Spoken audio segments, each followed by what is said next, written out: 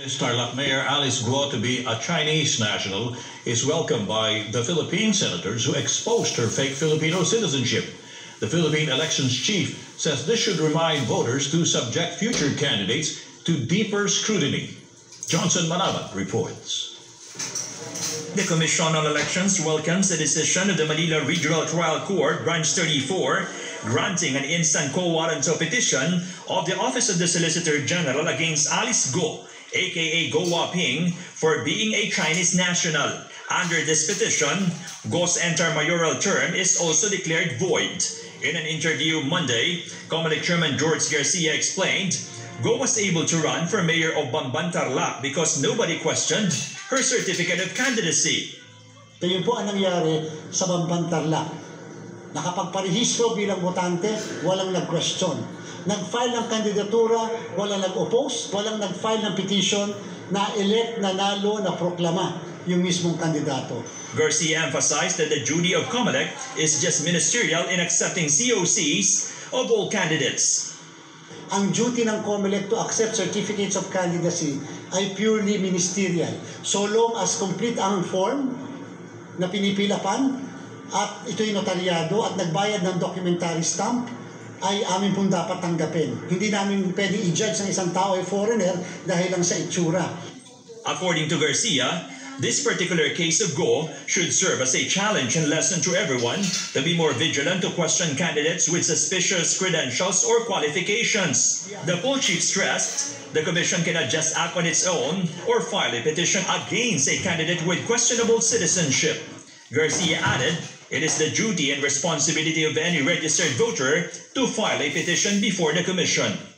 There should be a registered voter that should be filing a formal petition, not to disqualify, petition to cancel registration. Dahil ang reason, nagsinungaling. Hindi yun dahil sa kawalan ng qualification. Samantalang yung disqualification per se, katulad ng vote buying, terrorism, violence, yung lahat na illegal campaign materials o posters, yung mga grounds na ganyan, pwedeng ang Comelec magboto proprio. In a decision dated June 27, Manila RTC Branch 34 said Chinese citizen Guo Huaping and Alice Leal Guo are the same person.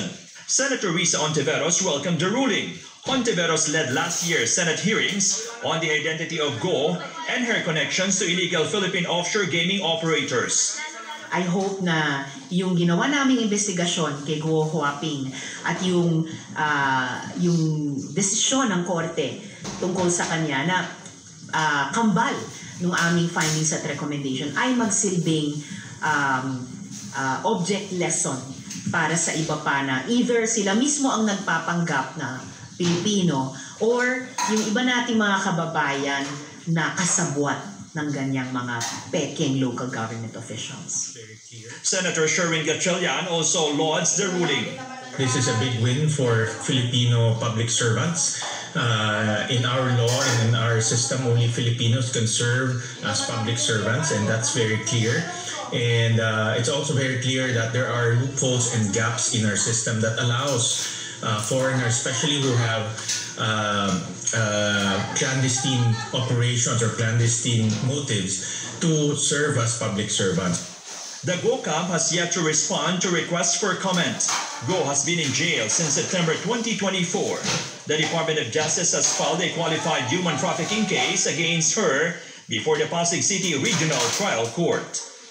Johnson Manabat, ABS-CBN News. Senator Risa Ontiveros is suing an alleged witness who claimed he was paid to testify against disgraced televangelist Apollo Kibuloy and former President Rodrigo Duterte.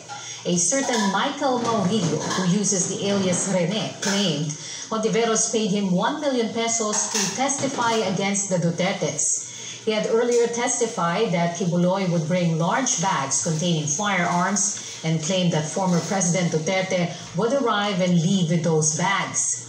Ontiveros has denied the allegations, calling them a blatant lie. Michael exposed people who trusted the Senate with their stories. And these are people who were already afraid. Now they are in danger. Again, yan ang talagang kinagagalit ko. Hindi lang ito paninira. Those responsible for this video cross a line and they will be held to account. And on Wednesday, we will file a complaint with the NBI. We will work with them for a full investigation into the people who created this video and the networks amplifying it. And we're not stopping there. We are preparing criminal complaints.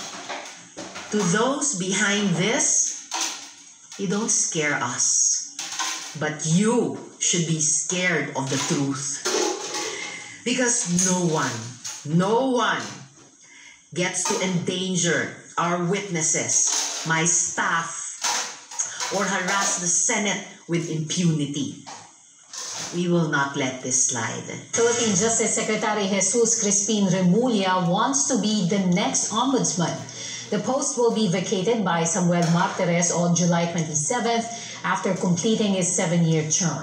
According to Remulla, he has told President Marcos Jr. about it and will submit his application to the Judicial and Bar Council this week.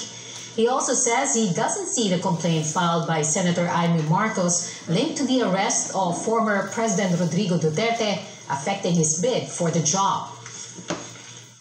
I think the JBC is in the best position to appreciate whatever I have to offer for as ombudsman. Jay Ruiz belies reports he will soon be replaced as Philippine Presidential Communications Secretary. He also rejects speculation he will be assigned to another post. Ruiz was reappointed by President Marcos Jr. after his confirmation was bypassed in the 19th Congress. Next, deep floods in the Metro Manila